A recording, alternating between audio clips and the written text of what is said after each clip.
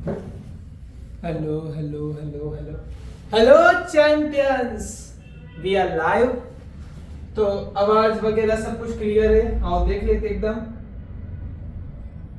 क्या बात है, एकदम बहुत बढ़िया बहुत बढ़िया। चलिए, आज हम क्लास 12 की लिबर्टी का पेपर 1 चालू कर रहे हैं। या राइट, आज हम पेपर 1 स्टार्ट करने जा रहे हैं बेटा। आ गया लिबर्टी का पेपर 1 सेट। चलो, ऑडियो वीडियो सब क्लियर होते, थंब मार कर दो फटाफट।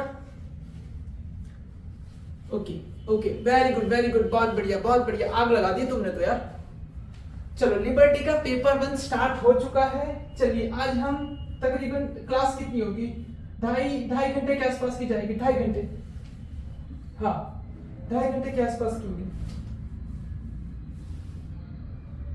ओके, चलिए स्टार्ट कर देते हैं। स्टार्ट कर दिया जाए। चलो, क्वेश्चन पेपर उठा लेते हैं फटाफट। कहां गया हमारा क्वेश्चन पेपर? आओ फटाफट देख लिया जाए। ओके, देखो फटाफट, हम लिबर्टी का पेपर नंबर 1 स्टार्ट कर रहे हैं। क्या मेरी आवाज एकदम क्लियर है? क्या मैं एकदम दिखाई दे रहा हूं? ओके, तो ऑफिसर करके लिख दीजिए, फटाफट स्टार्ट कर देते हैं हम। ओके, बहुत बढ़िया। चलिए, पेपर 1 हमारा स्टार्ट होता है। अब स्टार्ट करते हैं। देखो, सेक्शन ए हमारा पूरा बाद में जाएगा। पहले हम डिस्कस करेंगे पूरा के पूरा सेक्शन बी। जी हाँ, पहले सेक्शन बी सेकंड पार्ट हम पूरा सॉल्व करेंगे, उसके बाद हम फर्स्ट पार्ट पे जाएंगे। अब ये रहा तुम्हारे सामने क्वेश्चन। देखो क्या दिया हुआ पहला क्वेश्चन जो तुम्हें दिया हुआ है वो ये है। 2 मार्क्स का क्वेश्चन है सेक्शन ए, जिसमें पहला क्वेश्चन है derive the formula for the torque acting on dipole placed in uniform external field. External field के अंदर अगर डाइपोल को रखते हैं तो उस पर कितनी टॉर्क लगती है। अब इसका डेरिवेशन कर लेते हैं फटाफट।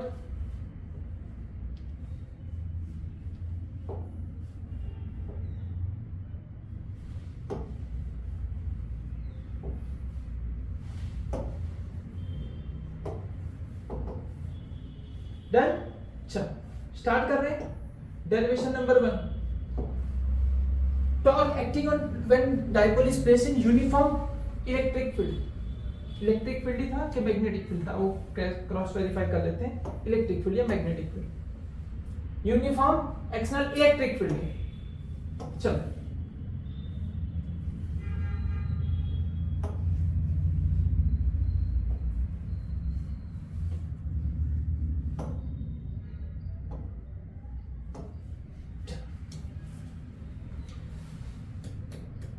क्वेश्चन नंबर 1 इलेक्ट्रिक फील्ड के अंदर रख रहा हूं। जनरली तुम्हारी इलेक्ट्रिक फील्ड ऐसे होती है, ऐसे यूनिफॉर्म, मतलब सबके बीच का डिस्टेंस सेम। ओके, चलो, सोचने के लिए आप ऐसा सोच सकते हो, समझने के लिए आप ऐसा समझ सकते हो कि इलेक्ट्रिक फील्ड मान लो यहां से निकल रही, तो यहां पे है पॉजिटिव चार्ज और यहां पे है नेगेटिव चार्ज। ये सिर्फ समझने के लिए बेटा, ये जो ग्रीन कलर का बनाएंगे ये सिर्फ समझने के लिए है। अच्छा, इसके अंदर क्या रखूंगा बेटा मैं? डाइपोल। ओके, डाइपोल मैंने यहां पे रखा प्लस क्यू और यहां पे रखा बेटा माइनस क्यू। वेरी गुड, इनके बीच का सेपरेशन ले लो। ये तुम्हारा हो गया सेंटर, ये हो गया डाइपोल का सेंटर। ये डिस्टेंस हो गया ए और ये भी डिस्टेंस हो गया ए। डन। ओके, अब यहां पे फोर्स लगेगी ऐसे। नेगेटिव क्या करेगा? पॉजिटिव को अपनी तरफ खींचेगा और ये पॉजिटिव नेगेटिव को अपनी तरफ खींचेगा।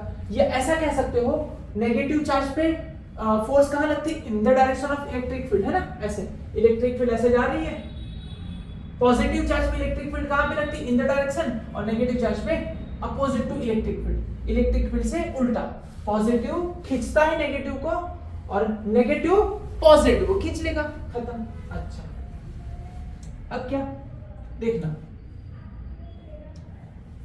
ये सेंटर है, इस पे लगी फोर्स एफ की वैल्यू कितनी होती है? Charge into electric field.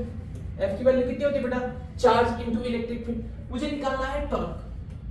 Torque मतलब force perpendicular distance, perpendicular distance कहां से? From the axis of rotation. ये डिस्टेंस कहां से लेना है? From the axis of rotation. चलो देखो यहां पे ये फोर्स लग रही है, ये फोर्स लग रही है, एक्सिस ऑफ रोटेशन यहां पे। हमें क्या करना होगा? कभी भी टॉर्क निकालने के लिए क्या करो? फोर्स को लंबा कर लो। क्या कर लो? फोर्स को लंबा कर लो। तो मैं फोर्स को लंबा करूंगा ऐसे, tiding tiding tiding tiding tiding tiding tiding tiding tiding tiding tiding tiding. अच्छा, उस पे परपेंडिकुलर मारो। उस पे क्या मारना होता है बेटा? परपेंडिकुलर। टाउ में परपेंडिकुलर भी मार देता हूं। कहां से मारूंगा? From the axis of rotation. From the axis of rotation दो परपेंडिकुलर मार दिए। अच्छा, यही मुझे चाहिए था। ये डी परपेंडिकुलर जो है ना, यही मुझे चाहिए। डी परपेंडिकुलर मुझे चाहिए। तो ये वाला फोर्स इसको ऐसे घुमाएगा और ये वाला फोर्स इसको ऐसे घुमाएगा, मतलब मुझे दो टॉर्क मिलेगी। टॉर्क 1 और टॉर्क 2, दो टॉर्क मिलेगी। चलो नेट टॉर्क कितना हो जाएगा? Net torque is equal to torque 1 plus torque 2। बस इतना एक बार टॉर्क निकालना सीख गए ना, पूरी थियरी हो गई। पूरी थियरी फिर हलवा। अब देखो ये फोर्स, ये डिस्टेंस। अच्छा, मैंने ले लिया कि डाइपोल मोमेंट जिसे आप पी कहते हो, और उसके और इलेक्ट्रिक फील्ड के बीच में एंगल है थीटा। थीटा एंगल ये था, इसे मैंने थीटा कह दिया। अगर ये थीटा है, ये थीटा है, तो यहां बना z, बना z, तो ये भी थीटा हो गया। देन ये थीटा, तो ये भी थीटा। थीटा अगर बन गया, थीटा के सामने वाला क्या होता है? Sine theta. थीटा के सामने क्या होता है बेटा? Sine theta. मतलब ये हो गया तुम्हारा, अगर ये a है तो d परपेंडिकुलर क्या हो जाएगा? a sine theta. तो उसी तरह ये थीटा है तो ये भी थीटा हो गया। तो थीटा के सामने क्या हो गया? a sine theta. और हमेशा याद रखना, टॉर्क वाले केस में, तुम्हारे में दो टॉर्क है, दोनों टॉर्क वाले केस में परपेंडिकुलर डिस्टेंस हमेशा a साइन थीटा ही है। हाँ, पर कमजोर बच्चे ध्यान से देखना कि जितना ये, अगर ये a साइन परपेंडिकुलर डिस्टेंस हमेशा क्या ले लेना होता है? a sine theta. काम खत्म। चलो a साइन थीटा, मतलब हो गया f a साइन थीटा। यहां पे कितना हो गया? f a sine theta. चलो देन नेट टॉर्क निकालो। f a sine theta plus f a sine theta कितना हो गया? 2f a sine theta. f की जगह पे क्या डाल दोगे बेटा? QE a sine theta. Okay, dipole moment क्या होती है? Dipole moment is equal to 2aq, distance into charge. Distance into charge डाल दो यहां पे। 2qa, देखो 2aq ना, 2aq इसको क्या कहते हो? p हो गया pe साइन थीटा। क्या बात है? तो torque is equal to p cross e। चलो फटाफट बता दो, क्या किसी को भी दिक्कत हुई इसमें? चलो फटाफट बताओ, हाँ या ना? चलो फटाफट बताओ, क्या किसी को भी इसमें दिक्कत हो रही है? यस और नो? यस और नो? वेरी गुड, इजी था। क्या नेक्स्ट क्वेश्चन पे जाया जाए या इसमें कुछ कराऊं? ओके, नेक्स्ट क्वेश्चन पे जाया जाए या कुछ कराऊं? ओके, बहुत बढ़िया, क्लियर है। चलो स्क्रीनशॉट ले लो। चलो नेक्स्ट क्वेश्चन पे जा रहे हैं।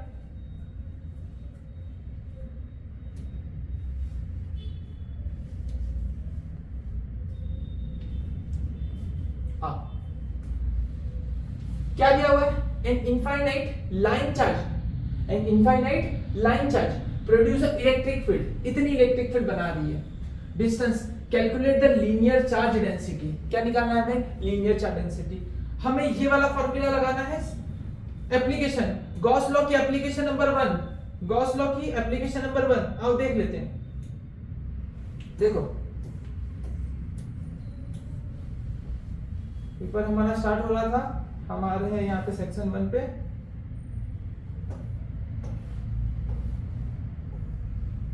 सेक्शन ए, पहला क्वेश्चन जो हमारा हो गया है ये रहा। अब जो कुछ भी एड ऑन चीजें आप डाल सकते थे जैसे इसमें दिया हुआ है। चलो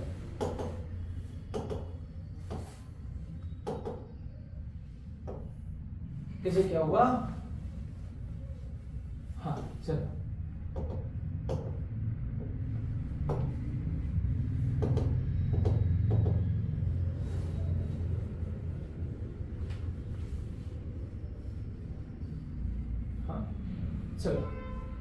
सेकंड क्वेश्चन पे आओ।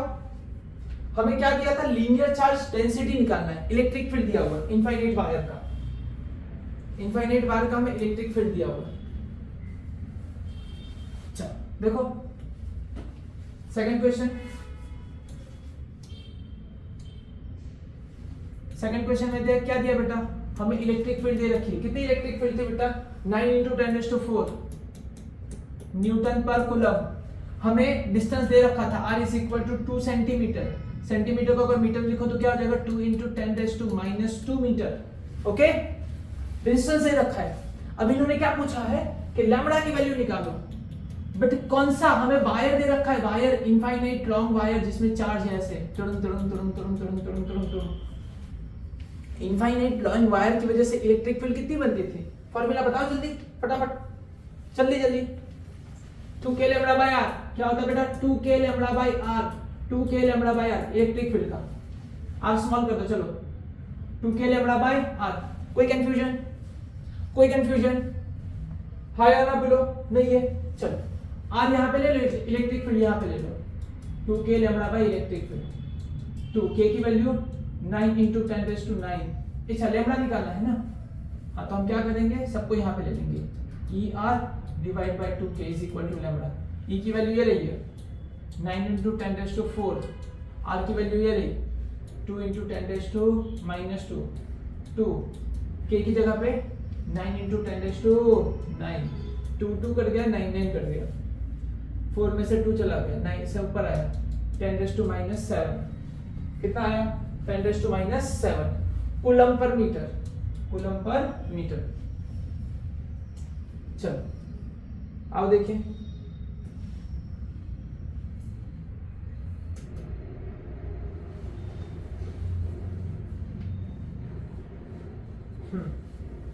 .1 × 10⁻⁶, या कह सकते हो 10⁻⁷ कूलम पर मीटर। आओ थर्ड क्वेश्चन क्या दिया बेटा, आप फटाफट लगाए जी।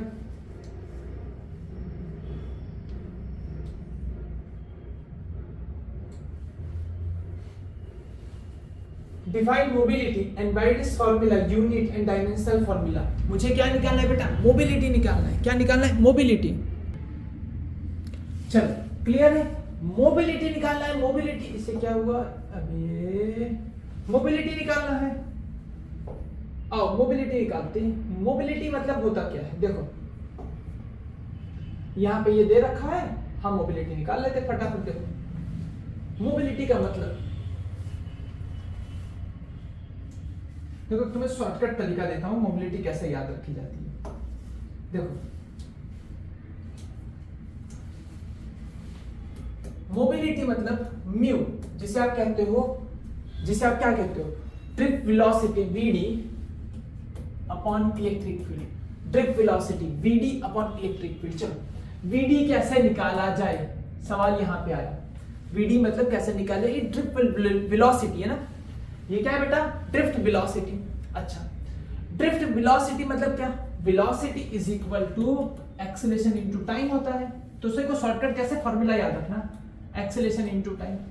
और एक्सेलरेशन क्या होता है, force is equal to NA is equal to EE, है ना। F इज इक्वल टू क्या लिखते हो, MA लिखते हो, और F इज इक्वल टू क्या होता है, EE होता है। दोनों को कंपेयर कर दो, A मिल जाएगा, AA is equal to EE/m। Acceleration is equal to EE/m। अच्छा डाल दो यहाँ पे बेटा, EE/m टाउ और VD। देखो आ गया VD, डाल दो यहाँ पे, VD is equal to EE टाउ/m। और आपने एक आपकी जो नीचे E थी वो, ये दोनों कट गए, आंसर आए E टाउ/m। मोबिलिटी मिल गई, मोबिलिटी मिल गई। चलो अब क्या करेंगे, इसका यूनिट निकालना था। यूनिट कैसे निकाला जाए, कैसे निकाला जाए, इसका यूनिट क्या होता है, जल्दी बताओ, इसका यूनिट क्या होता है। इसका यूनिट VD मतलब स्पीड, स्पीड मतलब मीटर पर सेकेंड। अच्छा इलेक्ट्रिक फील्ड, इलेक्ट्रिक फील्ड मतलब क्या होता है, देखो force upon coulomb, force upon coulomb, या कह सकते हो न्यूटन पर कूलम, है ना। फोर्स अपॉन चार्ज होता है, फोर्स अपॉन चार्ज मतलब न्यूटन पर कूलम, ऐसे लगा सकते हो न्यूटन पर कूलम। तो ये हो गया तुम्हारा मीटर पर सेकेंड न्यूटन पर कूलम, ऐसा भी हो गया। या आप इसे और भी खींच सकते हो, इसकी जगह पे क्या लिख सकते हो, केजी मीटर पर सेकेंड स्क्वायर और कूलम, यहां पे ये भी ऐड कर सकते हो मीटर पर सेकेंड, और क्या लिख सकते हो केजी मीटर पर सेकेंड स्क्वायर, और नीचे ही कूलम भी था, मतलब सेकेंड स्क्वायर नीचे आ गया और कूलम भी नीचे, मीटर मीटर कट गया, सेकेंड सेकेंड एक कट गया, एक सेकेंड बचा है ना, एक सेकेंड बच गया, ये दो में से एक कट गया, सेकेंड कूलम ऊपर चला गया और नीचे आ गया केजी, ऐसा भी कह सकते हो। चलो यही आ गया, देखो यहाँ पे इलेक्ट्रिक फील्ड मतलब ये क्या है, ये ई मतलब क्या है चार्ज, टी मतलब क्या है टाउ मतलब सेकेंड, और मास मतलब क्या है केजी। यहां से भी आप बना सकते हो। देखो कितने रास्ते हैं, कितने रास्ते हैं। देन चलो एमएलटी अगर लिखना हो, आपका एमएलटी चाहिए आपको, अगर एमएलटी लिखना है तो कैसे लिखोगे जल्दी बताओ। चार्ज का Q1 कर सकते हो, देखो या तो Q1 भी लिख सकते हो या तो A1 T1 लिख सकते हो, आपको दो में से जो लिखना हो। चार्ज का एमसीक्यू में बहुत बार Q1 से भी आते हैं और कुछ एमसीक्यू में A1 T1 लिखा होता है। चलो तो आपको इसका अगर एमएलटी लिखना है म्यू, तो क्या हो गया, ई मतलब चार्ज, चार्ज का क्या हो गया A1 T1, ये क्या है average relaxation time, time period, ये भी हो गया T1। नीचे मास, मास मतलब केजी, मास मतलब M1, तो तुम्हारा ये हो गया एमएलटी बन गया M-1 A1 T2, M ऊपर गया तो -1, M-1 A1 और T-2। क्या बातें क्लियर है? हाँ भाई ना, फटाफट देखो और बताओ कि क्या क्लियर है। कोई भी कंफ्यूजन लग रहा है हाँ या ना, कोई भी कंफ्यूजन लग रहा है हाँ या ना, जल्दी बताओ। ओके बहुत बढ़िया, क्लियर है ना पक्के से। चलो तो थर्ड क्वेश्चन की ओर बढ़ जाते हैं, पक्के से थर्ड क्वेश्चन की ओर बढ़े। ओके चलो थर्ड का फोर्थ क्वेश्चन के अंदर चलो characteristics of magnetic field line, magnetic field line की हमें कैरेक्टरिस्टिक्स निकालनी है। आओ निकालते हैं। चलो मैग्नेटिक फील्ड लाइन की कैरेक्टरिस्टिक्स देखो ये रही, 2 मार्क्स में 4 कैरेक्टरिस्टिक्स लिख दो। पहली कैरेक्टरिस्टिक्स क्या आएगी, the magnetic field line from the continuous close loop, continuous close loop बनाती है इलेक्ट्रिक फील्ड नहीं बनाती, मैग्नेटिक फील्ड बनाती है। ओके सर, हाँ बेटा आओ देखो, the magnetic field line continuous close loop in the region outside a magnet, है ना, the magnetic field lines from north to south, whereas inside the region magnetic field south to north, बाहर north से south जाती है, बाहर north से south जाती है। ऐसे याद कर लो, एक ऐसे डायग्राम याद कर लो, काम खत्म, एक ही डायग्राम से सारा काम खत्म। देखो नॉर्थ साउथ, यहां से निकलती है ऐसे जाती है, आउटसाइड कहां से बेटा, north to south, outside north to south, inside inside south to north, inside south to north. बहुत बढ़िया। चलो सेकंड चीज, the tangent to the field line, किसी भी जगह पे टेंजेंट बताऊंगा, give the point represent the direction of magnetic field. अगर किसी भी जगह पे मैंने टेंजेंट बनाया, क्या बताया बेटा मैंने, टेंजेंट बनाया, लो यहाँ पे टेंजेंट बनाया, इधर इलेक्ट्रिक फील्ड ऐसे, यहाँ पे टेंजेंट बनाया तो इलेक्ट्रिक फील्ड ऐसे, कहीं भी टेंजेंट बनाओ हमें क्या मिलता है, इलेक्ट्रिक फील्ड की direction. Okay next point, the larger the number of field line, field line ज्यादा होंगी, पास पास में होंगी, क्रॉसिंग पर यूनिट एरिया, कोई छोटे से एरिया मान लो, इतने एरिया में से ज्यादा इलेक्ट्रिक फील्ड लाइन पास हो रही तो स्ट्रॉन्गर मैग्नेटिक फील्ड। अरे मैं इलेक्ट्रिक फील्ड मुंह से निकल रहा है बेटा, स्लिप ऑफ टंग हो गया होगा, मुझे माफ करना तहे दिल से, मैग्नेटिक फील्ड पढ़ा रहा हूं। ओके अगर एरिया बड़ा होगा, एरिया अगर एरिया मैंने ले लिया, इसमें से अगर ज्यादा फील्ड लाइन पास हो रही है, मतलब पास पास में, closer magnetic field line, magnetic field line अगर क्लोजर है तो स्ट्रॉन्ग मैग्नेटिक फील्ड, अगर मैग्नेटिक फील्ड लाइन एक दूसरे से दूर दूर है तो वीक मैग्नेटिक फील्ड। क्या बातें क्लियर है? क्या बातें क्लियर है? ओके, हाँ या ना? चलो नेक्स्ट, ये वाला भी मस्त है, देखो ये वाला बहुत इंपॉर्टेंट पॉइंट है। Two magnetic field line do not intersect each other, कभी एक दूसरे को काटती ही नहीं मैग्नेटिक फील्ड। क्यों बेटा? मान लो अगर मैग्नेटिक फील्ड दो ऐसे जा रही है, अगर एक दूसरे को काट रही है, यहाँ पे आपने मैग्नेटिक कंपास रखा ऐसे बता रहा है, यहाँ पे रखा ऐसे बता रहा है, यहाँ पे रखा हुआ ऐसे बता रहा है, यहाँ पे रखा हुआ ऐसे बता रहा है, यहाँ पे तो बेचारा कंफ्यूज हो जाएगा, कभी यहाँ कभी यहाँ, कभी इधर चला मैं इधर चला, जाने कहाँ मैं किधर चला, अरे गड़बड़ हो गई, ऐसा हो गया ना इसके साथ। चलो नेक्स्ट क्वेश्चन, फुल पावर, क्या बात है, आगे जाया जाए। नेक्स्ट क्वेश्चन, फिफ्थ क्वेश्चन क्या दिया हुआ है? Obtain the expression for the magnetic energy stored in the solenoid. Solenoid के अंदर जो मैग्नेटिक एनर्जी स्टोर होती है वो terms of magnetic field, B magnetic field, A area, L length of the solenoid, and hence obtain the formula of magnetic energy per unit volume। Magnetic energy per unit volume मुझे निकालना है कि solenoid के अंदर कितनी magnetic energy store होती है। बहुत इंपॉर्टेंट क्वेश्चन है बेटा, बहुत ही इंपॉर्टेंट क्वेश्चन है। चलो निकालना क्या है? मैग्नेटिक एनर्जी स्टोर्ड इन इंडक्टर निकालना है, ऑलरेडी हमें पता होती है। अब देखते हैं कैसे सॉल्व करना है, इससे बहुत इंपॉर्टेंट क्वेश्चन है, अब देख के बताओ कैसे सॉल्व करना है। चलो मैग्नेटिक एनर्जी को यू भी कह देता हूं, कितनी होती है? देखो सोलेनोइड मतलब इंडक्टर, इंडक्टर के अंदर कितनी एनर्जी स्टोर होती है? Half L I square. बस एल और आई की वैल्यू रखनी है। जैसे मेरे पास सोलेनोइड है, इसकी लेंथ है एल स्मॉल एल, इसकी लेंथ है बेटा स्मॉल एल, इसकी number of turns capital N, small N क्या हो जाएगा? Capital N by L. इसके अंदर जो मैग्नेटिक फील्ड बन रही थी, इसके अंदर जो मैग्नेटिक फील्ड बनेगी उसकी वैल्यू कितनी हो जाएगी? B is equal to mu naught N आई।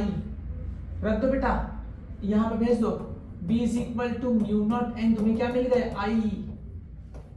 आई मिल गया, आई यहां पे रख सकता हूं, हाफ एल लिखते हैं, आई देखना, आई की वैल्यू कितनी हो जाएगी? B upon mu naught N whole square, B upon mu naught N whole square. इतनी बातें क्लियर है? चलो अब तुम्हें L चाहिए, L देखो रेजिस्टेंस का जैसे फॉर्मूला होता है, कैपेसिटर का वैसे फॉर्मूला होता है, वैसे इंडक्टर का भी खुद का एक फॉर्मूला हो। रेजिस्टेंस का फॉर्मूला देखो, तीनों का भी है ना, एक कंपैरिजन दिखा देता हूं। R is equal to rho L by A, then length upon area और रेजिस्टिविटी। कैपेसिटर का epsilon naught A by D है ना, कैपेसिटर का क्या होता है? Epsilon naught A by D, medium A और D। और इंडक्टर का भी फॉर्मूला होता है, ध्यान से सुनना, म्यू नॉट, क्या बेटा? Mu naught. अब तुम्हारा फॉर्मूला होता है म्यू नॉट, ध्यान से सुनिएगा, म्यू नॉट सेम ऐसे ही A बाय L, लेकिन यहां पे हो जाता है n square, mu naught n square A by L, mu naught n square A by L। L क्या है? लेंथ, A मतलब क्या है? इसका area, mu naught n square A by L, mu naught n square A by. फटाफट मुझे बताइएगा क्या क्लियर है? क्या क्लियर है सभी बच्चों को? बहुत बढ़िया, हाँ या ना? एकदम से क्लियर है पूरा? चलो पूरा क्लियर है। ये तीनों चीज आइडेंटिफाई कर पाए, तीनों कैसे एक दूसरे से फॉर्मूला याद रखना है। इसका L बाय A था, इसका A बाय D था, A बाय L था। क्लियर है? D मतलब L ही समझो अपने दिमाग में, ये दोनों एक जैसे हैं। यहाँ पे एप्सिलॉन नॉट, यहाँ पे म्यू नॉट, यहाँ पे कुछ नहीं लेकिन यहाँ पे n स्क्वायर है। डन? चलो ये वैल्यू डाल दो यहाँ पे, mu naught n square A by L। Done? चलो सबको साथ में लिख देते हैं, half mu naught n square A L, यहाँ पे हो गया B स्क्वायर, म्यू नॉट क्या हो गया? N square mu naught square. क्या बात है, क्लियर है? हाँ भाई क्लियर है, जल्दी फटाफट मुझे बता दो, जल्दी फटाफट बता दो। ओके ओके बहुत बढ़िया श्वेता, हनी, चलो बहुत बढ़िया बेटा। आदर्श, क्या बात है, क्लियर है? ओके ओके चलिए आगे बढ़ो, चलो आगे बढ़ा जाए। देखो मैंने क्या किया, मैंने ऊपर नीचे एल एल से मल्टीप्लाई किया। क्या कर दिया, एल एल से मल्टीप्लाई कर तो एल स्क्वायर हो गया। अब ये देखो ये क्या हो गया, ये जो हो गया ना n upon L is equal to N square, एक म्यू नॉट कट गया, डन। हाफ अपनी जगह पे, ये स्मॉल एन स्क्वायर हो गया, ऊपर बी स्क्वायर हो गया, एल हो गया, ए बी था, नीचे एन स्क्वायर हो गया, ये एन स्क्वायर कट गया और नीचे म्यू नॉट बचा। डन, कोई कंफ्यूजन? चलो तो तुम्हारी एनर्जी का फॉर्मूला क्या हो गया, तुम्हारी जो एनर्जी का फॉर्मूला हो गया UB is equal to half B square upon mu naught और area into length, area into length मतलब V मतलब वॉल्यूम, ये V क्या है, V is equal to area into length, volume क्या है बेटा, वॉल्यूम। चलो वॉल्यूम को नीचे भेज दो, क्योंकि उन्होंने एनर्जी निकालने के लिए तो बोली थी, मैंने निकाल दी, बट उन्होंने क्या बोला था, energy per unit volume, volume से डिवाइड कर दो, divide by V is equal to half B square divided by mu naught, half B square divided by mu naught. क्या बातें क्लियर है, अब बोलो क्या बातें क्लियर है?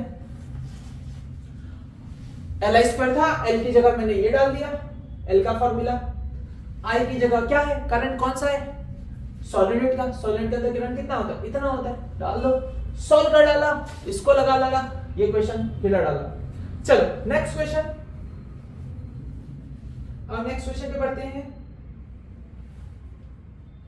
स्क्रीनशॉट ले लो, हाँ ले लो। चलो नेक्स्ट क्वेश्चन,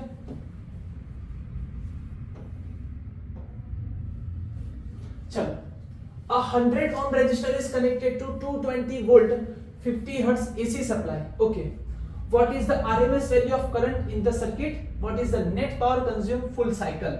Okay, चलो अभी जब इसको भी सॉल्व कर डालते हैं, आओ देखो।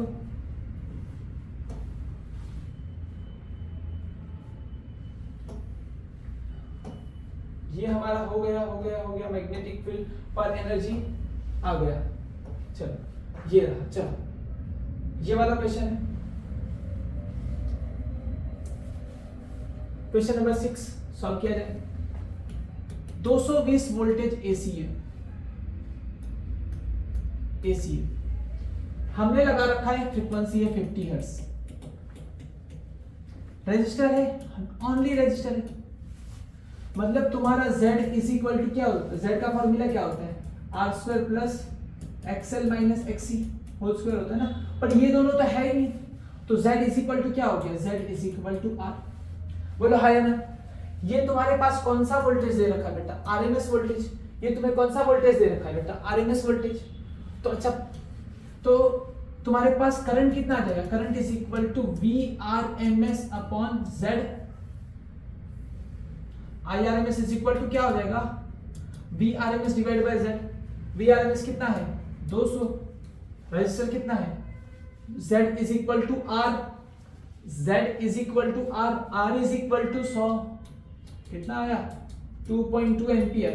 क्या बात है, क्लियर है, 2.2 एम्पियर। पावर का फॉर्मूला क्या हो जाता है, पावर, चलो पावर का फॉर्मूला हो जाता है, power P is equal to I R M S into V R M S. I R M S कितना है 2.2, वी आर एम एस कितना है 220, 20 डिवाइड बाई 10, 20, ये कर गया 484, कितना हो गया 484 वॉट। क्या बातें क्लियर है, हाय भाई ना, फटाफट बोलो 484। चलो कॉपी कर लो इसे फटाफट, नेक्स्ट क्वेश्चन पे जाते हैं। चलो फटाफट, अगर ये क्लियर है तो थंब मार करके आग लगा दो, हाय ना, क्लियर है। चलो बहुत बढ़िया, बहुत बढ़िया। चलो नेक्स्ट क्वेश्चन की ओर जाते हैं। So next question. Derive the relation between focal length and radius of curvature. Focal length and radius of curvature of the spherical convex.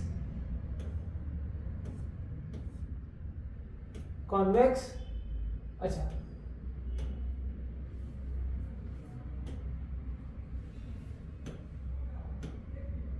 convex mirror with the help of the geometric diagram of the reflection of the incident ray in the convex. हाँ चलो, हम एक derivation करना है. Derivation क्या करना है? Mirror पे लगाना है. R is equal to 2f. जो याद करो हमने जो करवाया था R is equal to 2f वाला, वही डेरिवेशन अभी हम करने जा रहे हैं. चलो आप फटाफट देखें. देखना, R is equal to 2f करना है. आओ फटाफट उड़ाए.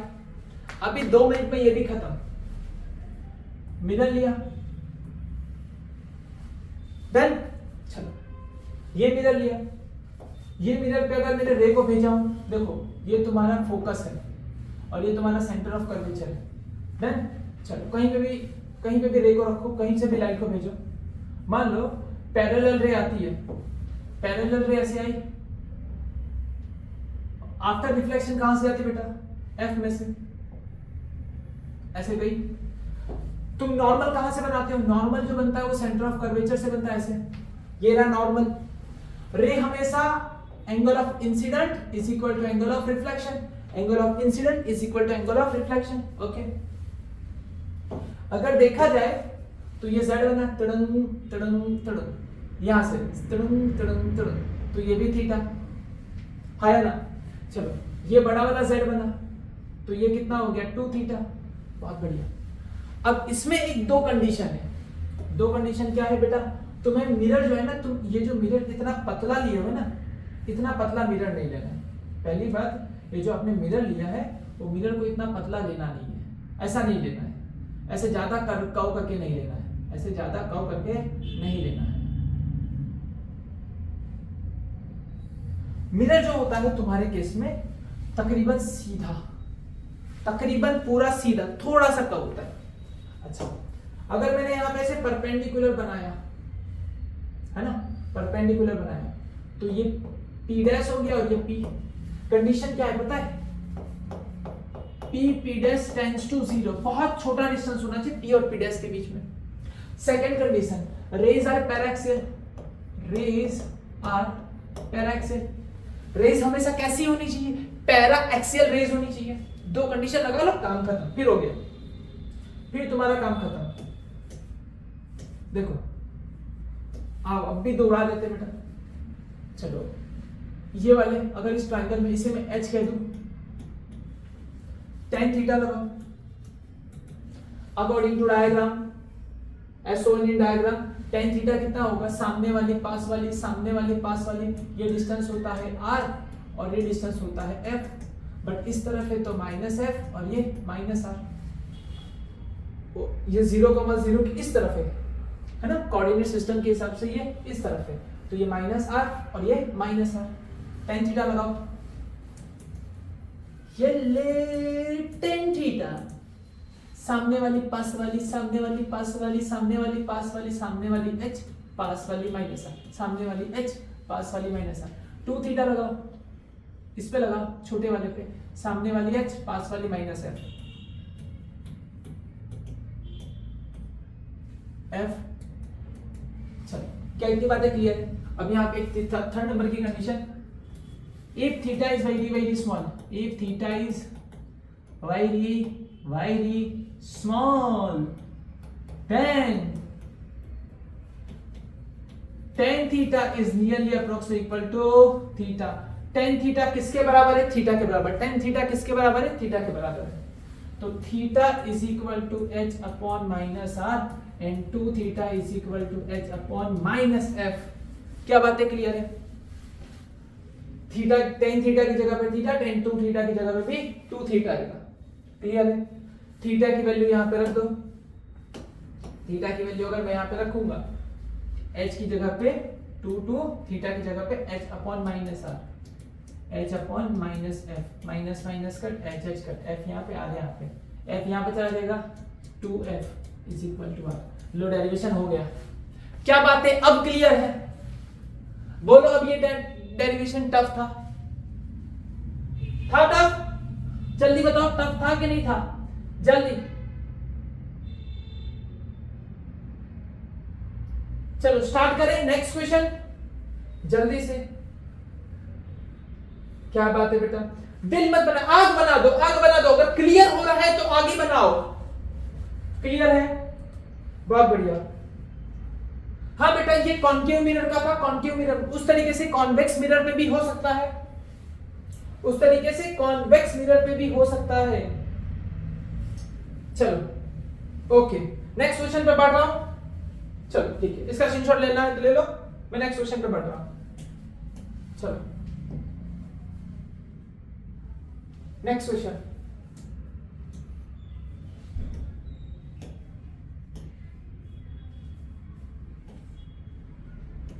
ये जो हमारा था कौन सा था बेटा? स्फेरिकल कॉन्वेक्स, कॉन्वेक्स मिरर में बनाना है। हमने किससे बनाया? कॉन्केव मिरर पे। अच्छा कॉन्वेक्स मिरर पे, चलो ये भी उड़ा देते हैं, अभी उड़ा देते हैं ये भी। चलो कॉन्वेक्स देखो, कॉन्वेक्स देखना,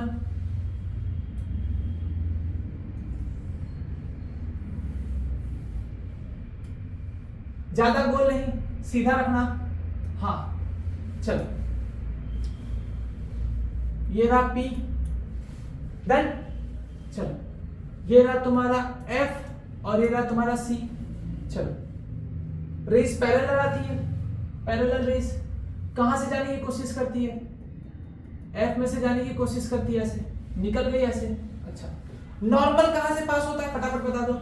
नॉर्मल जो पास होता है सेंटर ऑफ कर्वेचर से, ये रहा सेंटर ऑफ कर्वेचर। सेम चीज, ये थीटा, ये भी थीटा, ये एक्स देख लो यहाँ पे, ये कितना हो गया?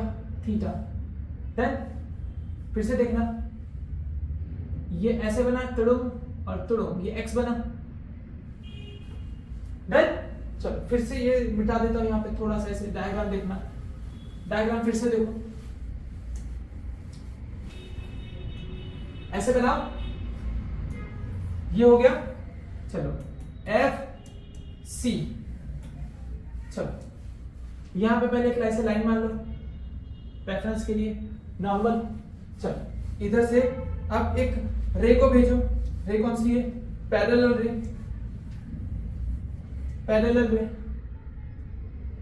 ऐसे पैरेलल यहां नहीं होगी, पैरेलल ऐसे, यहां से पैरेलल रे, ये गई ऐसे पैरेलल रे। टकराने के बाद क्या करेगी? वो ऐसे एफ में जाना चाहती थी बट जा नहीं पाती, ऐसे रिटर्न टकरा के चली गई। ओके, क्या बातें क्लियर है? इतनी बातें क्लियर है। चलो ये देखो, ये तुम्हारा ऐसे, ये थीटा और ये भी theta, angle of incidence is equal to angle of reflection. ये देखो एक्स बना, रेड वाला, ये पिंक वाला, इसमें थीटा बना। देन चलो ये तुम्हारा क्या बना? थीटा। ये ऐसे, अगर मैं ऐसे आगे लाइन खींचू ऐसे, ये ऐसे, देन ये ऐसे, तो ये अगर 2 थीटा है तो पूरा कितना होता? 2 थीटा। पूरा कितना होता? ये पूरा कितना होता? 2 थीटा। तो ये भी 2 थीटा बनता। क्या बातें अभी क्लियर है? देखो दूसरी चीज, इसका मुझे कोई काम नहीं था, ये लाइन और ये लाइन एक दूसरे को पैरेलल है, ये लाइन और ये लाइन एक दूसरे को पैरेलल है। अगर ये थीटा है तो ये भी थीटा। अब समझ में आ गया, ये थीटा, ये 2 थीटा। फिर से एक बार रिपीट देखना, फिर से रिपीट।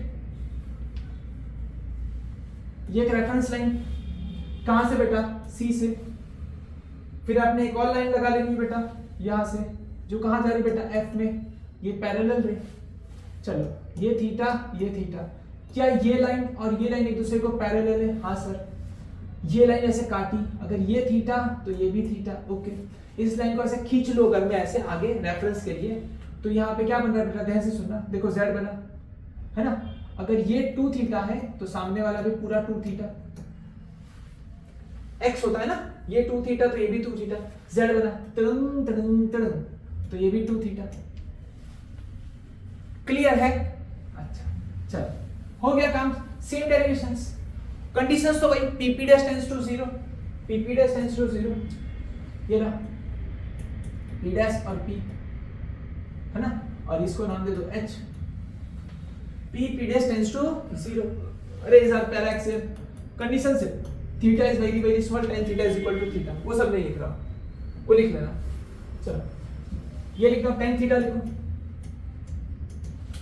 h अपॉन ये हो गया तुम्हारा, इस तरफ हो गया प्लस f प्लस हाँ f, और ये हो गया प्लस r, tan थीटा सामने वाला पास वाला, सामने वाला है h, पास वाला है r, tan 2 थीटा सामने वाला h, पास वाला f,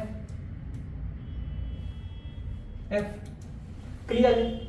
थीटा इसकी जगह पे थीटा लिख सकते हैं हम, और इसकी जगह पे 2 थीटा लिख सकते हैं, ये 2 थीटा।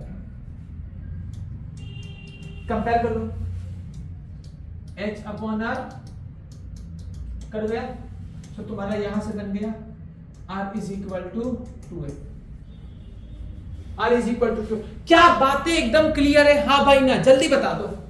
चलो बहुत बढ़िया बहुत बढ़िया बहुत बढ़िया। चलो नेक्स्ट क्वेश्चन की ओर बढ़ते हैं। Using the Huygens principle, explain reflection of the plane wave by the plane reflecting surface. Reflection explain करना है, क्या explain करना है? Reflection, आप वो भी explain कर देते हैं, reflection। चलो reflection explain करना है। एक ये प्लेन सरफेस है, रिफ्लेक्टिंग प्लेन सरफेस, इस पे एक वेव फ्रंट आ रहा है। देखो हमें पता है स्टोरी क्या थी उस टाइम पे, है ना, पुरानी स्टोरी यूज होती थी, हम आज मॉडर्न तरीके से हैं, तो हमें पता है कि डायग्राम कैसे बनाना है, हम उनके कॉन्सेप्ट को यूज करेंगे, लेकिन डायग्राम में थोड़ा अपना तरीका यूज करेंगे। देखो ऐसे आया, टकरा कैसे गया, फिर ये ऐसे आया, फिर ये टकरा कैसे गया, क्या हमने बना दिया? ये परफेक्ट दिखाई दे रहा है। बड़ा सा डब्ल्यू, बड़े के डब्ल्यू से नीचे 10 करोड़, बड़े से डब्ल्यू के नीचे 10 करोड़। हाँ इसको पढ़ लो, आपका 2 मार्क्स मिल जाएगा। चलो ठीक है, देखो यहाँ पे वेव फ्रंट था, ऐसे वेव फ्रंट होता है ना, वेव को परपेंडिकुलर होता है। वेव फ्रंट हमेशा वेव को कैसा होता है बेटा? परपेंडिकुलर। मान लो ये A0 और ये B0, चलते चलते चलते चलते यहां तक पहुंचा, ऐसे है ना, यहां पे ऐसे पहुंचा, ये रहा A और ये रहा B, यहां पे पहुंचा। अब ये जमीन पे टकरा गया टकरा गया टकरा गया, एक सेकंड देखना कैसे टकरा रहा है, जल्दी से मैं तुमको दिखाते हैं कैसे टकरा रहा है, देखना देखना। मान लो ऐसा था वेव फ्रंट, ऐसे आया, इसे A बोल दो, इसे B, A बोल दो, इसे B बोलो, ऐसा आया, टक टक टक टक टक टक टक ऐसे। अब ये टकरा गया, ये वाला पॉइंट टकरा गया, अब ये ऊपर जाने लगा और ये नीचे ऐसे ऐसे हो गया। अब कुछ टाइम बाद कलर चेंज करो, ध्यान से देखना। हाँ ये कुछ टाइम बाद धीमे धीमे धीमे धीमे चलते चलते यहां तक गया, और ये चलते चलते चलते चलते यहां तक गया। अब दोनों ये जब टकरा रहा है तब का वेव फ्रंट, जब ये टकराए तब का वेव फ्रंट ऐसा हो गया, ये रहा, ये A यहां पे पहुंच गया A डैश और B यहां पे पहुंच गया B डैश। क्या बातें इतनी क्लियर है? फटाफट कमेंट करो बेटा, क्या बातें क्लियर है, फटाफट बताओ चैट बॉक्स में। हाँ सर क्लियर है, ओके। हाँ ये कलर दिखाई नहीं दे रहा, चलो कलर चेंज कर देता है, वो तो कोई इशू नहीं है। लो A डैश B डैश, इतना क्लियर है। अच्छा ये लाइन भी बता देते हैं, लो और कुछ। चल अब एक चीज याद रखना, डायग्राम बना रहा हूं फिर से यहां पे। First portion, incident angle of incident कितना होता है, ध्यान से सुनो। वेव फ्रंट सरफेस के साथ जो एंगल बनाता है उसे एंगल ऑफ इंसिडेंट कहते हैं। वेव फ्रंट सरफेस के साथ जो एंगल बनाता है वो एंगल ऑफ इंसिडेंट होता है। पहले वाला वेव फ्रंट ये था, इसने आई बनाया, ये जो डार्क जो तुम्हें दिखाई दे रहा था ये वाला, इसको कोई अलग कलर कर देते हैं, रेड कलर ऐसा। ये जो रेड कलर का तुम्हें वेव फ्रंट दिखाई दे रहा है, ये इंसिडेंट वेव फ्रंट है। ए बी क्या है बेटा? Incident wave front. देन उसने कितना एंगल बनाया? उसने एंगल बनाया थीटा, सॉरी आई, इसने एंगल बनाया आई। और जो तुम्हें दूसरा पिंक सा दिखाई दे रहा है, पिंक सा, वो क्या है बेटा? ए डैश बी डैश। ये क्या है? Reflecting wave front. इसने कितना एंगल बनाया? इसने एंगल बनाया आर। क्या बनाया? आर। चलो, कैसे मीडियम में बेटा? सेम मीडियम में। रिफ्लेक्शन क्या होता है? सेम मीडियम में। सेम मीडियम में स्पीड सेम होती है, सेम मीडियम में स्पीड सेम होती है, speed same, speed same, same speed है। ओके, कोई नहीं। मतलब ए डैश तक पहुंचेगा, वेलोसिटी इनटू टाइम, या स्मॉल टी ले लो, टाउ मतलब ऐसे small t, velocity into time. B dash तक पहुंचेगा is equal to speed into time, मतलब A dash is equal to B dash. मुझे ना क्या करना था, क्लास स्टैंडर्ड 9 10th में जो है ना वो ट्रायंगल होता था, एक दूसरे की कॉन्ग्रुएंसी चेक कर देते ना और सिमिलर डायग्राम कॉन्ग्रुएंट बनाते थे, बस मुझे वही चीज करना है यहाँ पे। देखो इसमें होगा क्या, अब मैंने एक चीज तो सेम कर दी, A dash is equal to B dash. दूसरी क्या चीज सेम करूंगा बेटा? ये जो होता है ना, ये एंगल 90 होता है हमेशा, वेव फ्रंट हमेशा 90 डिग्री पे होता है, वेव फ्रंट हमेशा 90 डिग्री होता है। मतलब एंगल ए कौन सा एंगल है? बी ए डैश, मतलब ये वाला वेव फ्रंट ऐसे 90 डिग्री है। और सेम टू सेम इसमें देखा जाए, ये वाला पिंक वाला, ये वाला, ये भी वेव फ्रंट है, इंसिडेंट वेव फ्रंट है, और ये वाला पिंक वाला रिफ्लेक्टेड वेव फ्रंट है। एंगल बी डैश भी 90 है। अड़ोसन पड़ोसन लिख दो, बी डैश ए डैश, ये भी 90 डिग्री है। क्लियर है? और थर्ड चीज ये भी सेम है, कॉमन साइड है, ए डैश बी क्या बेटा? कॉमन साइड, सी साइड। मतलब ये ट्रायंगल कैसा हो गया, ये ट्रायंगल कैसा हो गया? एक जैसा हो गया, कॉन्ग्रुएंट ट्रायंगल हो गया। अगर दोनों ट्रायंगल सेम है, कौन कौन सा triangle? B A dash, triangle B A dash. और दूसरा ट्रायंगल किसके साथ? एक बार इधर से पढ़ो तो एक बार इधर से पढ़ो, ए dash B dash B, A dash B dash B. अगर सेम है तो उनका मतलब एंगल भी सेम होगा। कौन सा एंगल? बी वाला एंगल बी सेम होगा, और इधर एंगल ए डैश सेम होगा। बी के अड़ोसन पड़ोसन लिख दो, A B A dash, A B A dash, और ए डैश के अड़ोसन पर लिख दो B A dash B dash, B A dash B dash. ये एंगल आई है और ये एंगल क्या है बेटा? R. Angle I is equal to R. क्या बातें एकदम क्लियर है? बोलो हाँ या ना, क्या बातें एकदम क्लियर है? बस यही चीज प्रूव करनी थी, रिफ्लेक्शन।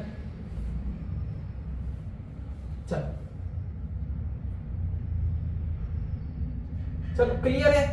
क्लियर हो तो फटाफट एकदम आग वाला, हाँ क्लियर, बहुत बढ़िया बहुत बढ़िया। क्या तहलका मचा रखा है तुमने यार, तो फुल पावर। ऐसा लग रहा है आज ही 2 पेपर और उड़ा दूं। चलो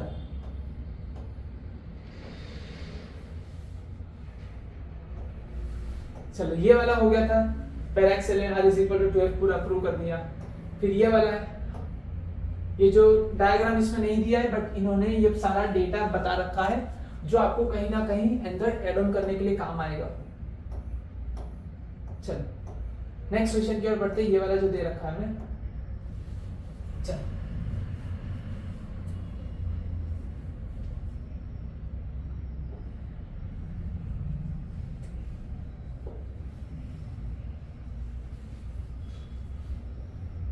चलो 9 10 11 12, चलो 9 पे आ चुके हैं फटाफट। चलो 9 क्वेश्चन, लाइट ऑफ फ्रीक्वेंसी इतनी दे रखी है, is incident on the metal surface.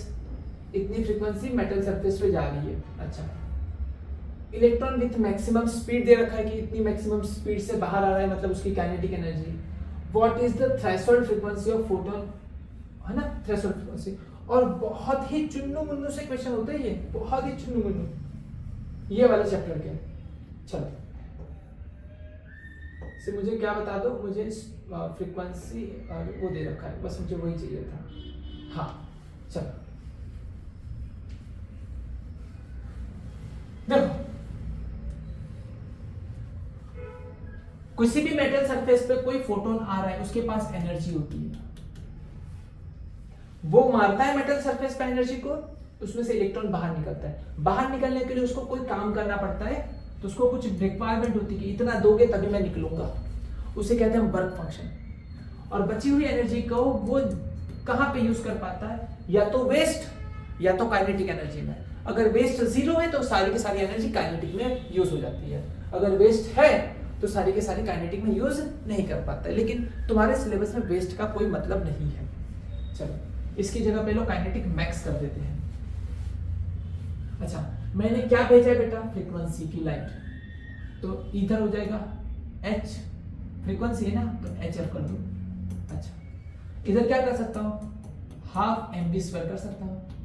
अच्छा, मुझे निकालना क्या है, मुझे क्या निकालना है बेटा, वो निकालना है थ्रेशोल्ड फ्रीक्वेंसी निकालना है। थ्रेशोल्ड क्या निकालना है, फ्रीक्वेंसी।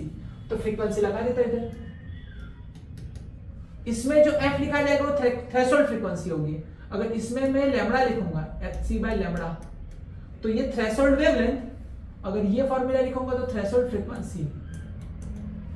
बस सबको यहां भेज दो, ये एक काम करो, इसको यहां भेज दो।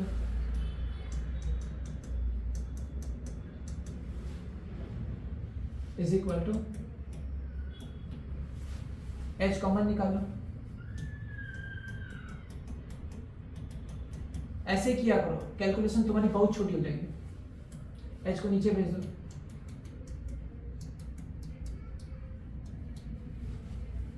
और h नीचे चला गया, हाफ। क्या निकला बेटा, इलेक्ट्रॉन। इलेक्ट्रॉन का मास तुम्हें पता होता है 9 × 1 10⁻³ 31। Speed of light, sorry speed, उसकी कितनी स्पीड से भाग रहा है बेटा, 6 × 10⁵, 6 × 10⁵। अच्छा, उसका स्क्वायर कर देना, 10⁵ है बेटा, इसका स्क्वायर कर देना। और h मतलब प्लांक कांस्टेंट 6.6 10⁻⁻34। डन। इसकी कोई वैल्यू आएगी, वो वैल्यू इधर भेज देना। मान लो इसकी कोई भी वैल्यू है, काट पीट कर क्या निकाल लेना। लेट इसकी वैल्यू आई x, कितना है बेटा x। अब क्या करोगे, जल्दी बताओ क्या करोगे, ये तो ये x यहाँ पे आ जाएगा, f0 वहां पे चला जाएगा, f - f0 = x। x यहाँ पे आ जाएगा और f0 वहां पे चला जाएगा। फ्रीक्वेंसी तुम्हारी कितनी भेजी थी, इतनी 10⁻14, उसमें से ये वाला माइनस कर देना, आपकी f0 मिल जाएगी। क्लियर है। चलो अब निकाल लेते, देखो नीचे आंसर दिया होगा, क्रॉस वेरीफाई कर लेना क्या राइट है या रॉन्ग है जो भी। हाँ, इसकी वैल्यू इन्होंने बता रखी, इसकी वैल्यू कितनी आई ब्रैकेट में 2.247 × 10⁻14। अब इसमें से हमने भेजा था इतना, बाहर मिला कितना, तो यूज कितना हुआ, इतना। क्लियर है या ना। चलो नेक्स्ट क्वेश्चन पे जाते हैं।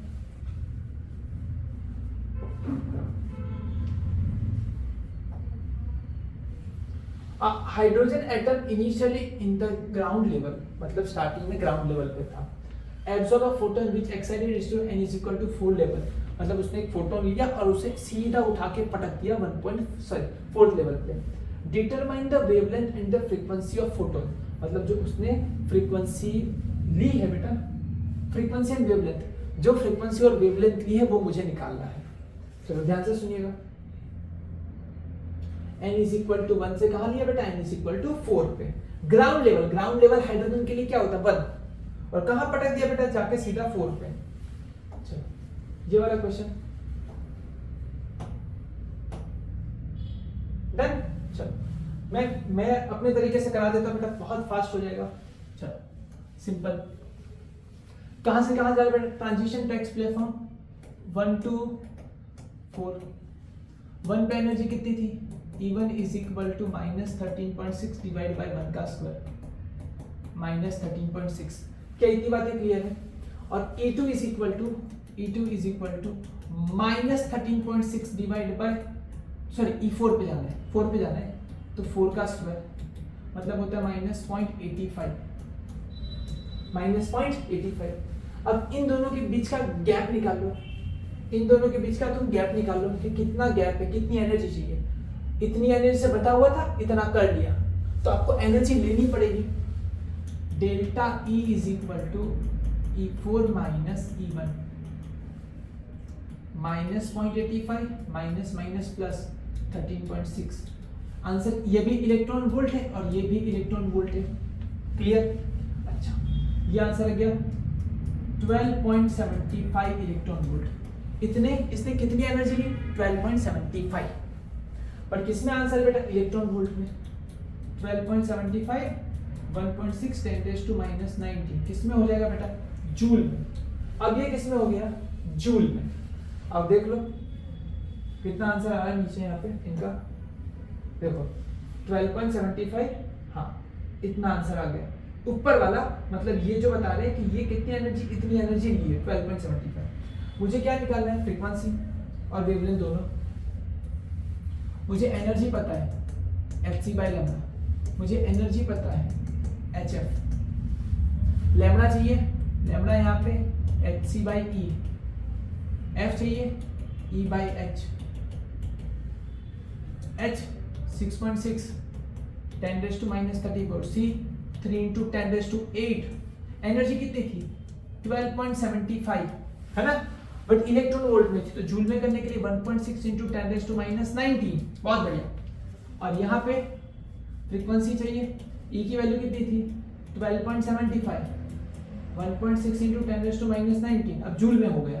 और H 6.6 10⁻⁻34।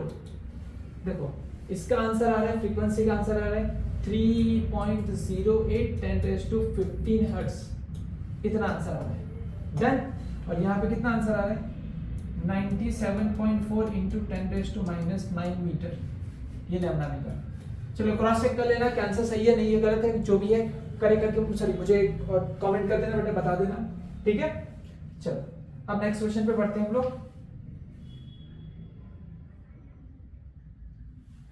चलो नेक्स्ट क्वेश्चन पे बढ़ा जाए।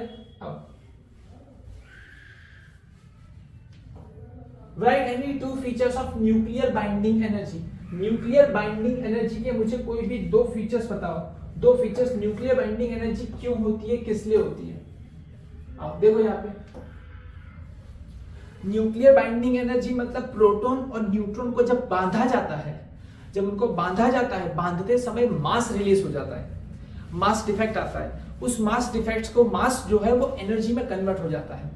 इस दुनिया में स्टेबल वही चीज है जिसने ज्यादा एनर्जी रिलीज कर दी है, क्योंकि जैसे ए और बी मतलब प्रोटॉन और न्यूट्रॉन जब मिल गए और इनको मैंने आपस में बांध दिया, प्रोटॉन प्रोटॉन को, प्रोटॉन न्यूट्रॉन को, ये दोनों को, प्रोटॉन प्रोटॉन एक दूसरे को रिपेल करता था, प्रोटॉन न्यूट्रॉन मतलब कुछ नहीं होता था बेटा, बस इनको जब बांधा गया था साथ में, जब बांध रहा हूं तो मैंने इन पर से मास कुछ कम कर दिया। मास कम कर दिया मतलब इसमें से एनर्जी निकाल दी।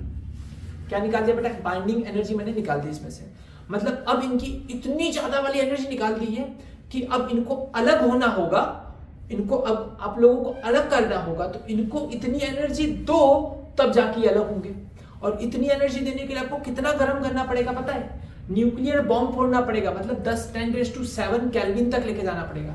10⁶ 10⁷ केल्विन जब जाएगा ना, तब ये तुम्हारा न्यूक्लियस को इतनी एनर्जी मिलेगी कि ये लोग अलग होंगे। क्या बातें क्लियर है? चलो आप देख लेते हैं यहाँ पे। The nucleus is made of the neutrons and protons. Therefore, it may be expected that the mass of the nucleus is equal to the mass of the individual proton and neutron. मतलब हमें ऐसे लग रहा था कि मान लो एक lift में 10 लोग हैं, एक लिफ्ट में 10 लोग हैं, सबका वजन है ना 50 किलो है, तो टोटल वेट कितना होना चाहिए लिफ्ट में? 500 किलो। वैसे एक न्यूक्लियस में प्रोटॉन होते हैं और न्यूक्लियस के अंदर क्या होता है बेटा? प्रोटॉन और न्यूट्रॉन।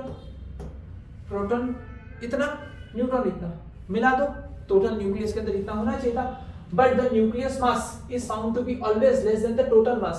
मतलब एक्चुअल में 500 किलो होना चाहिए था, हमें ऐसे लगा, लेकिन अंदर निकला 450 400, तो कुछ मास गायब हो गया, है ना, कुछ मास क्या हो गया, गायब हो गया। अच्छा देखो एग्जांपल से, ये वाला एग्जांपल जनरली लिया जाता है, यही आप ले लेना।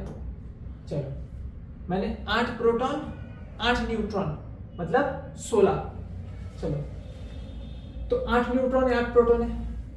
चलो एक न्यूट्रॉन का मास होता है 1.008, है ना, याद रखना 1.00866, और 8 देखो प्रोटॉन का मास 1.007 होता है, इसका 1.008 होता है, 72 86, ये 2 डिजिट भी याद रख लो तभी भी चलेगा, ये 2 डिजिट भी याद रख लोगे तभी भी चलेगा, ये 2 डिजिट चलेगा। और इलेक्ट्रॉन का मास कितना होता है, इतना, पर मुझे इलेक्ट्रॉन से अभी लेना देना नहीं, मैं न्यूक्लियस के बारे में बात कर रहा हूँ। अच्छा मतलब न्यूक्लियस का मास कितना होगा, इतना और इतना दोनों का एडिशन कर लो, मतलब ये 8 बार और ये भी 8 बार, मतलब टोटल इतना मास होना चाहिए था। क्या बात है, क्लियर है? ये मल्टीप्लाई कर लो प्लस ये मल्टीप्लाई कर लो, दोनों का एडिशन इतना आना चाहिए था। मुझे लगा 16.12 के आसपास आंसर आएगा, इतना न्यूक्लियस का मास होगा।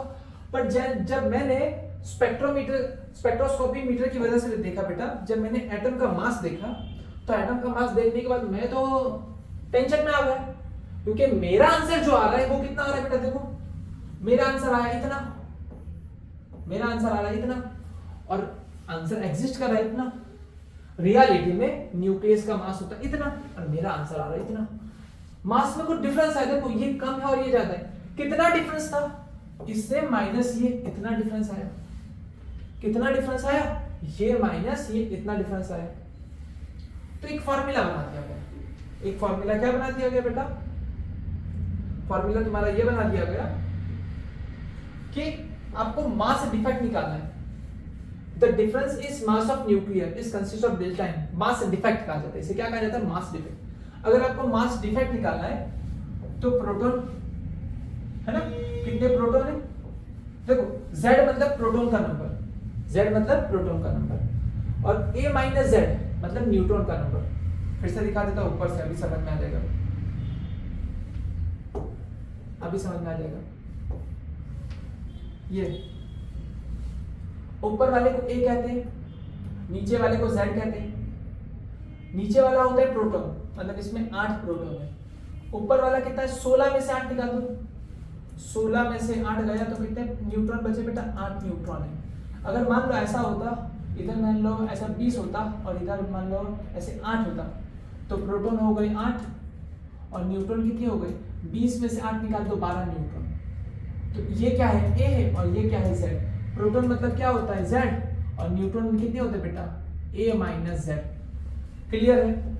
चलो अब देखो, यही इतने प्रोटॉन इतने न्यूट्रॉन, मास मास मल्टीप्लाई कर दिया, 1.0086 1.0072, हाँ मतलब, और ये मास कौन सा है बेटा, स्पेक्ट्रोमीटर की मदद से जो निकाला गया था, ये वाला मास कहाँ गया, ये रहा, ये मास सबका अलग अलग होता है। अच्छा अब ये जो डेल्टा M आया, क्या आया, डेल्टा M आया। बस इतना सारा आपको एक्सप्लेन नहीं करना है बेटा, ये सारी चीजें एक्सप्लेन नहीं करनी जानी है, ये एक्सप्लेन कर देना यहाँ पे कि इतनी मास डिफेक्ट आया। अब ये जो है, ये बाइंडिंग एनर्जी का फॉर्मूला है। बाइंडिंग एनर्जी का फॉर्मूला क्या होता है बेटा, बाइंडिंग एनर्जी फॉर्मूला होता है, आइंस्टाइन का फॉर्मूला सीखा था, E is equal to mc², but ऐसा नहीं होता है, E is equal to delta mc² होता है। क्लियर है? यहाँ पे कुछ मास डिफेक्ट आया था delta M, but delta M को आपको किस में लिखना होता है, must be should be in kg। किस में होना चाहिए था, kg में होना चाहिए था, kg में ही लिखना है। क्लियर है? और उसके साथ c², c की वैल्यू कितनी होती है, 3 × 10⁸ बस। ये आपकी बाइंडिंग एनर्जी आ गई। क्या आ गया बेटा, बाइंडिंग एनर्जी, मतलब आपने इतनी एनर्जी रिलीज कराई है, प्रोटॉन और न्यूट्रॉन को जब बांधा तो इतनी एनर्जी रिलीज कराई है, बहुत बड़ी होती है। अगर आपको इनको वापस तोड़ना है तो इतनी एनर्जी दो तो फिर से अलग हो जाएंगे। जैसे शादी कराते समय 7 फेरे दिलवा दिए तो ये बन चुके हैं। अगर आपको इनको वापस तोड़ना है तो उल्टे 7 फेरे करवा दो, निकल छुट्टे हो जाएंगे बेटा, ऐसा। क्लियर है? उतनी एनर्जी वापस उनको दे दो। चलो नेक्स्ट क्वेश्चन। 7 पे हाँ, तुम्हें थोड़ा उठपटांग बताओ तो तुम्हें जल्दी समझ में आ जाता। हाँ चलो, क्या 100% एकदम अच्छे से बताओ क्लियर हो गया है कोई टॉपिक? अच्छा, बाइंडिंग एनर्जी पर न्यूक्लियस, हाँ ये भी था, अंदर दिखाई दे रहा था। क्या दिखाई दे रहा था? बाइंडिंग एनर्जी पर न्यूक्लियस। बाइंडिंग एनर्जी पर न्यूक्लियस मतलब डिवाइड बाय न्यूक्लियन से डिवाइड कर दिया, प्रोटॉन प्लस न्यूट्रॉन। अमेरिका में रहने वाले को अमेरिकन कहते हैं, इंडिया में रहने वाले को इंडियन कहते हैं, न्यूक्लियस के अंदर रहने वाले को न्यूक्लियंस कहते हैं। क्लियर है? चलो बहुत बढ़िया। चलो नेक्स्ट क्वेश्चन की ओर बढ़ा जाए। क्या क्लियर है? 100% बोलो हां या ना। फटाफट एकदम अच्छे से मुझे कमेंट कर दीजिए बेटा, एकदम क्लियर है? आग तो लग रखी है। हाँ हाँ आगे बढ़ाओ, आगे बढ़ाओ। चलो पक्के से, ओके चलो देख लो बेटा, बहुत बढ़िया। चलो नेक्स्ट क्वेश्चन बढ़ाने जा रहा हूं, चलो फटाफट डन, लगा दिया जाए, लगा दिया जाए, लगा दिया जाए। ओके चलो, suppose the pure silicon crystal has this atoms. अच्छा मतलब प्योर क्रिस्टल इतना है, it is dropped as a parts per million. 1 ppm मतलब पार्ट्स पर मिलियन, मतलब 10⁶ में 10⁶ सिलिकॉन होगा ना, तो उसमें एक आर्सेनिक होगा। Concentration of pentavalent arsenic, calculate the number of electrons and holes if Ni is equal to given। अच्छा बहुत सिंपल क्वेश्चन है, अब उड़ा देते हैं। कहो ना कहो कि यादें बोलती हैं ओ सनम सनम। चल गाना नहीं गाया जाए, पढ़ाया जाए। नहीं गाना नहीं गेटा, गाना नहीं, अभी पढ़ा दें उसके बाद गाना गाएंगे। चल ध्यान से देखना, इन्होंने क्या बता रखा? Number of atom in pure silicon, इतने एटम। अच्छा इंप्योरिटी कितनी डाली है? 1 ppm। Concentration of arsenic is 1 ppm, मतलब 1 ppm जितना डाला है। ठीक है। अच्छा अब मुझे ये बताओ कि आप 1 ppm मतलब 10⁶, जब तुम्हारे पास सिलिकॉन होगा तो उसमें एक आर्सेनिक होगा। 10⁶ सिलिकॉन पे एक आर्सेनिक, मतलब ये 1 ppm हो गया। अच्छा पर तुम्हारे पास सिलिकॉन कितना है? 5 × 10⁻28 सिलिकॉन है, तो उसमें आर्सेनिक कितना होगा? तो number of arsenic is equal to number of arsenic atom is equal to कितना हो जाएगा? This multiply by 1 divide by this, 5 × 10⁻28 multiply by 1 divide by 10⁶, 5 × 10⁻22। कितना आंसर आया? देखो ये रहा। अभी डायरेक्ट करा दो तो तुम्हें समझ में आएगा, हाय लसल ये क्या कर दिया जादू। ये देखो है ना, 5 × 10⁻22 एटम मेरे पास है। ओके अब अगर मेरे पास मैंने कौन सी इंप्योरिटी ऐड की है? ट्राइवैलेंट या पेंटावैलेंट? तो आर्सेनिक क्या होता है बेटा? Pentavalent. Arsenic is a pentavalent impurity, मतलब उसके पास एक एक इलेक्ट्रॉन ज्यादा होगा। Thus arsenic is donating 1 extra electrons, so electron number density due to arsenic is, मतलब उस क्रिस्टल के अंदर कितने इलेक्ट्रॉन होंगे? अरे तुम्हारे पास आर्सेनिक एटम कितने थे? कितने एटम थे? 5 × 10⁻22, तो उतने ही तो इलेक्ट्रॉन हर एक रिलीज कर रहा है। हर एक आर्सेनिक एक इलेक्ट्रॉन रिलीज कर रहा है, तो कितने इलेक्ट्रॉन रिलीज होंगे? इतने इलेक्ट्रॉन अंदर होंगे। अच्छा चलो ठीक है, एक फॉर्मूला होता है जिसे हम कहते हैं Ni², जिसे हम कहते हैं Ni²। Ni² is equal to Ne into NH, number of holes and number of electrons, मतलब ये होता है Ni²। तो मैं NH निकालना है, Ni दिया हुआ है, गिवन है। Ni की वैल्यू कितनी है? देखो ये 1.5 थी, रखी ये 1.5 into 10⁻16 का स्क्वायर। Ne से डिवाइड करना है, Ne कितना? ये रहा 5 × 10⁻22 NH मिल जाएगा। कर लो, ये हो गया 1.5 मतलब 2.25, 16 दूना 32 हो गया। 5 × 10⁻22 काट पीट करके बताओ, 32 में से 22 गया और ये आया। Number of holes is equal to 4.5 × 10⁻9। कितना आंसर है बेटा? 4.5 इंटू 10⁹9 इतने होल्स हैं। या इसी के साथ तुम्हारा ये सेक्शन 1 खत्म होता है। अब तुम्हारा स्टार्ट होगा नेक्स्ट क्लास में सेक्शन बी। चलो डन।